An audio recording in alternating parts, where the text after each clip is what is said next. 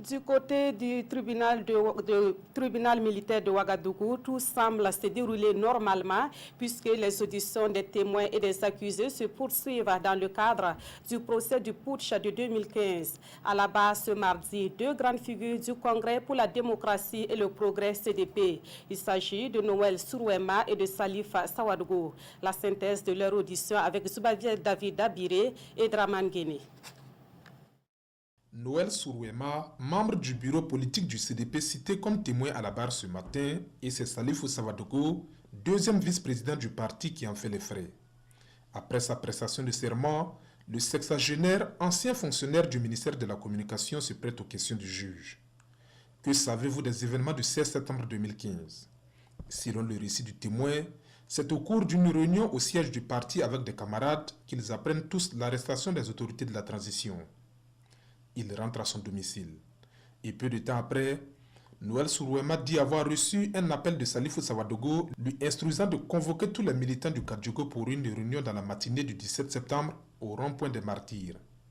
Il s'exécute et le lendemain, il s'y rend et assiste à une prise de bec entre des militants du CDP et des passants. Heurté par la scène, il dit avoir rebroussé chemin.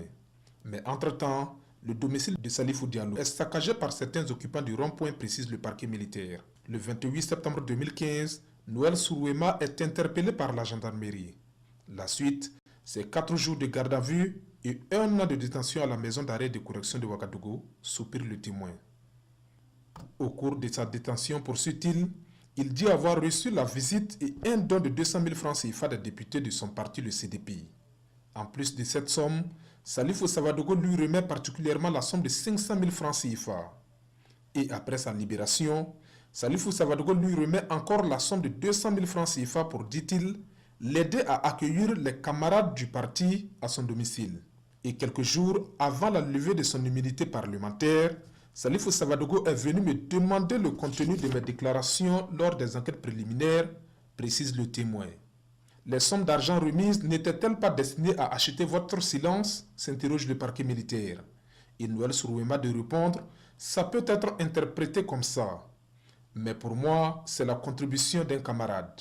Le président du tribunal convoque Salif Sawadougou à la barre et c'est une confrontation qui s'engage entre les deux hommes. Salif Sawadougou s'inscrit en faux contre les déclarations de Noël Sourouema et soutient, je cite, « C'est une volonté de se dégager et de tout rejeter sur moi ». Et sur les sommes d'argent, il dit les avoir remises du fait qu'il était le seul député CDP du Kadjogo. L'argument ne convainc pas le parquet, le ton monte entre l'accusé et le témoin.